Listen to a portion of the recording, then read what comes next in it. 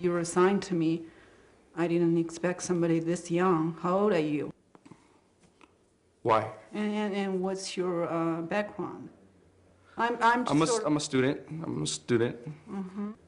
Well, How many years of experience do you have? I have some. I have a few years. I have a few years of experience. Mm-hmm.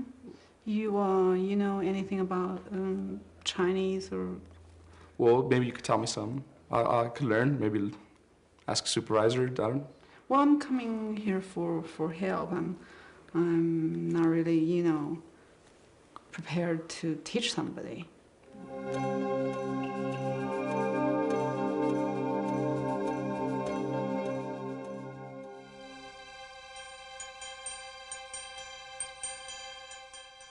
Here's a double whammy, so to speak. You're too young to help me, and you're of a different culture to help me.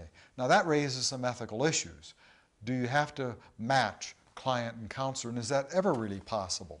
I don't feel that necessarily every particular situation, the client and therapist must match, both, culturally or even gender-wise, whatever. The question that I have, when you see this kind of dissimilarity, what can you do in the first session to warrant or to help to guarantee that the client will come back?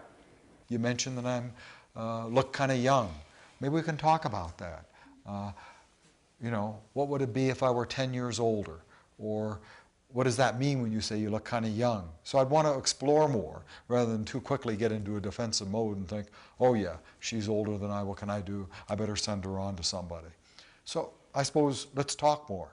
And acknowledge it. Yeah, you're right. I am young, and I am a student, and I probably won't know everything that you might ask me, or might be able to help you with everything.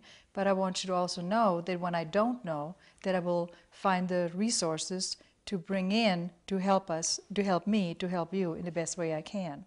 And that's one of the concerns that I have. I also tend to think, I need to do it perfectly or whatever. So I guess I would have to really look at myself and give myself permission. Like I said, part of learning is making those mistakes. See, it's a lot in terms of if we can learn how are we going to recover.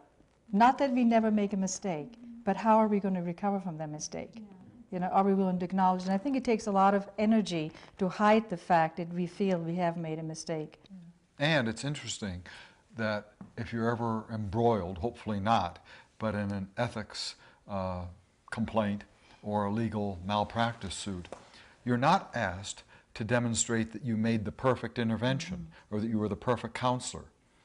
What you are expected to demonstrate and show, and that's where documentation comes in, is that you did take all the necessary steps that another competent professional might have taken.